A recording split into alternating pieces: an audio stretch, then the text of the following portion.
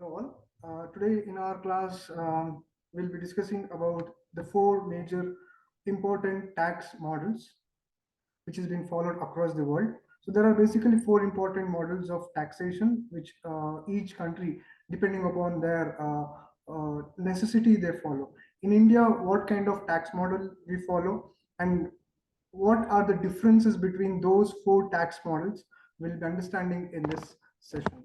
And this is a very important basic fundamental aspect of taxation, because without understanding the tax models you can't understand the rest of the aspects of taxation, right? So let's go ahead. See, as you can see on the screen, there are four types of tax models. As you can see, it is progressive, proportional, regressive, and the fourth one is digressive. The fourth one, as you can see on the screen here. See, why do we have this digressive? So it is a combination of progressive and proportional.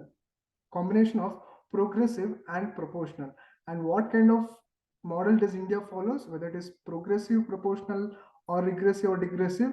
See, with respect to direct tax, it follows progressive, accepted, but specifically speaking, it follows digressive. Okay, with respect to direct tax. With respect to indirect tax, that is GST, for example, we follow proportional tax model. And how, we'll understand in our next slide. So as of now, you have to keep in your mind there are four types of tax models. All right. So now, as you can see on the screen, what is the difference between progressive, proportional, and regressive models? See, regressive, proportional, and progressive tax models. See, in regressive and progressive tax models, okay, the impact is on both high income group and low income group people. Okay, it is impacting in a different way. It is impacting in a different way. But however, proportional tax do not impact in a different way, because proportional tax is same for everyone. It is same for everyone, whether they're rich, poor. It is same for everyone. You can't tell GST is, and for example, indirect tax, GST is less for someone who is rich, someone who is more poor, for him it is less. So there is no discrimination on that basis. But here, based on the income, regressive and progressive matters, right? So let us try understanding with example of the graph. All right, so let us go. See, proportional. Proportional is like this, as you can see here. It is flat. See, flat rate. Okay, there's no change. Whether your income is more or less, tax rate is constant for everyone, same for everyone. Next, see, that's the reason it's called as flat rate, irrespective of whether you're low, middle, or high income group person. So it is same for everyone. So proportional tax, it is same tax rate to all individual regardless of their income. For example, you have toll tax, example toll tax and GST. All right, next, this is the graph. It has to be there in the mind. You have to keep this graph in the memory. Next, progressive. How the graph goes? Progressive is like this. See, progressive, it is increasing. The level of tax, it is increasing based on your income. When income is increasing, the tax rate is also shooting up. That is what is progressive. That is the reason it is called as progressive tax model. Okay, see here, it is accelerating in nature. See, it is accelerating in nature. Okay, it is on high income earning people. Okay, so if your income is high, tax rate is also high. Okay, so that is the reason, as I told in the first slide, what did we discuss? We discussed that proportional tax model doesn't impact on whether the person is rich or poor. There's no impact. But in regressive and progressive, regressive, there is impact.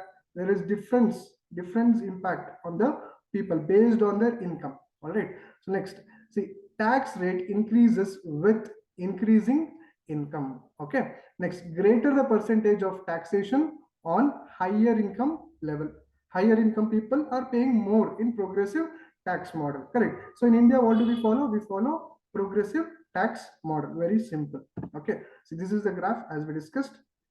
Next, so now the question is, as we discussed earlier, what is the type of tax that India follows? What is the type of tax that is India follows? See, this is progressive and this is proportional. Okay, so this is regressive, correct? It is coming down, regressive. So what does India follows? It follows the combination of these two, that is progressive and proportional. So for that, how the graph goes? Graph for the combination of 1 and 2, it goes, how does it goes? When you combine 1 and 2, it increases, it is constant for some extent. It increases, it's constant for some extent. Okay, so this is a tax bracket. If your income is between this amount, you have the same tax imposed on. So this is very important.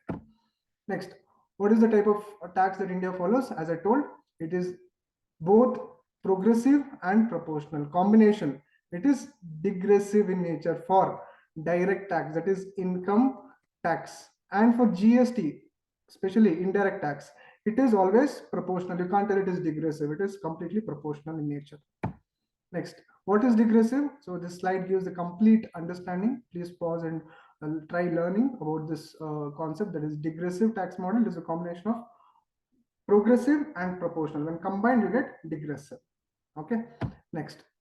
So this is the graph. As I told, it is increasing, it is constant. It is increasing, it is constant. Correct. Simple, very simple. See, example, for example, see, this is example, best example for digressive model. See, up to 2 lakh to 3 lakh. Okay, what is the tax that we have in new regime? So there are two regimes, new regime and old regime, that we are yet to discuss. New regime and old regime. As of now, you keep in your mind, tax for these two regimes differs. So in this, tax is exempted in new regime. Old regime, it is 5%. See, 3 lakhs to 5 lakhs. See, it is, for example, 3 lakhs to 5 lakhs. What is the percentage? 5%. See, whether you earn 3 lakh or 4 lakh or 4.5 or 1 rupee less than to 5 lakh, it is 5% itself. It is constant to certain extent. Once you jump, when income jumps to 5 lakh or 6 lakhs, then the income tax rate will also jump. That is what is the concept of digressive model. All right. So next, regressive. Say regressive, we don't follow in India. We don't have this kind of tax model. Why? Because here the lower income people are affected more. In progressive, high income people are paying more, but in regressive, it is the reverse. Regressive. That is the reason it is regressive, reverse of it, wherein lower income people are making more tax payment. Okay. See here, this slide gives you the entire explanation for this.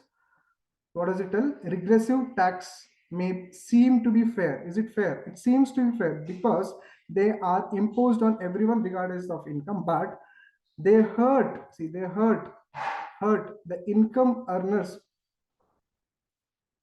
low income earners. They hurt low income earners more than others. That is what happens.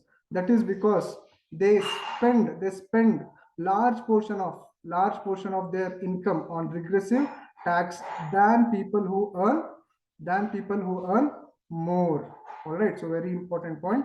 Than the people who earn more, compared to them, who is paying more tax? The one who is earning less is more paying more tax here. Opposite of it. See, the graph goes like this. Here income is more. Okay. So what happens here?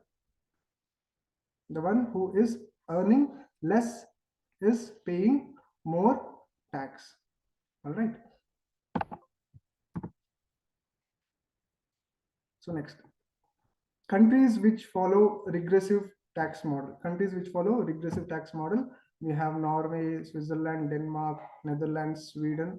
So these are the countries which generally follow regressive tax model. So this is all about the 4 models of taxation. Concluding, we discussed about 4 models of taxation: progressive, proportional, regressive, and digressive, which is the combination of PNP, proportional and progressive, which is followed in India with respect to direct tax. Okay, and indirect tax, we follow proportional. Okay, so this is very, very important. Okay. Thank you. See you in the next video.